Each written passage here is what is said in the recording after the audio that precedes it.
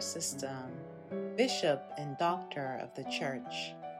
First reading, a reading from the letter of St. Paul to the Ephesians. Brothers and sisters, I, a prisoner for the Lord, urge you to live in a manner worthy of the call you have received, with all humility and gentleness, with patience, bearing with one another through love, striving to preserve the unity of the Spirit through the bond of peace. One body and one Spirit, as you were also called to the one hope of your call. One Lord, one faith, one baptism, one God and Father of all, who is over all and through all and in all. But grace was given to each of us according to the measure of Christ's gift.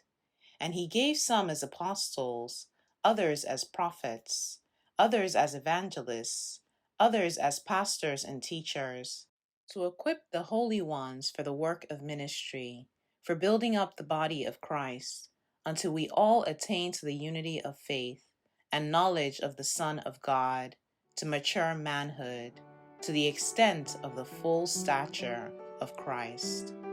The word of the Lord.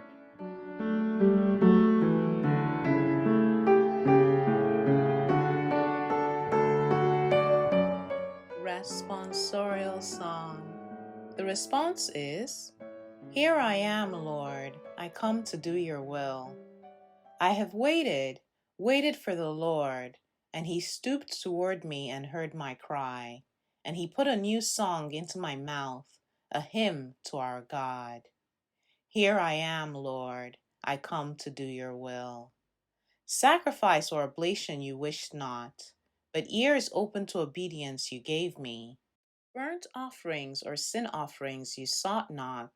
Then said I, Behold, I come.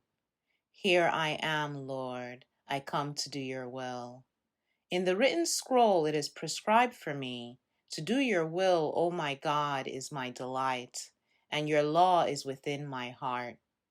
Here I am, Lord, I come to do your will.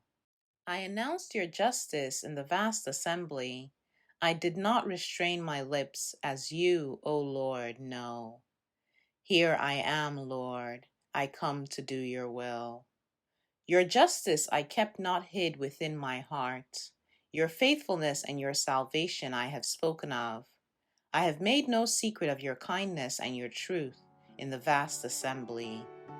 Here I am, Lord, I come to do your will.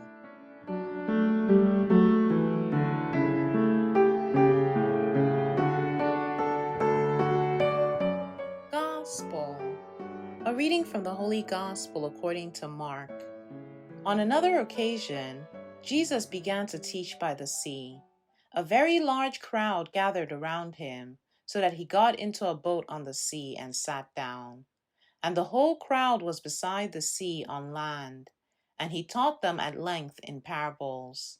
And in the course of his instruction, he said to them, Hear this. A sower went out to sow, and as he sowed, some seed fell on the path, and the birds came and ate it up. Other seed fell on rocky ground where it had little soil. It sprang up at once because the soil was not deep, and when the sun rose, it was scorched and it withered for lack of roots. Some seed fell among thorns, and the thorns grew up and choked it, and it produced no grain. And some seed fell on rich soil and produced fruit. It came up and grew and yielded 30, 60, and 100-fold. He added, Whoever has ears to hear ought to hear. And when he was alone, those present along with the 12 questioned him about the parables. Jesus answered them, Do you not understand this parable?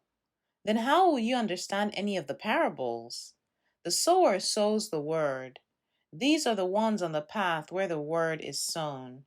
As soon as they hear, Satan comes at once and takes away the word sown in them. And these are the ones sown on rocky ground, who, when they hear the word, receive it at once with joy. But they have no roots, they last only for a time. Then when tribulation or persecution comes because of the word, they quickly fall away. Those sown among thorns are another sort.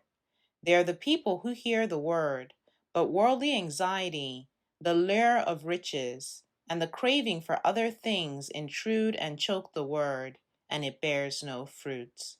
But those sown on rich soil are the ones who hear the word and accept it, and bear fruits 30 and 60 and 100-fold. The Gospel of the Lord.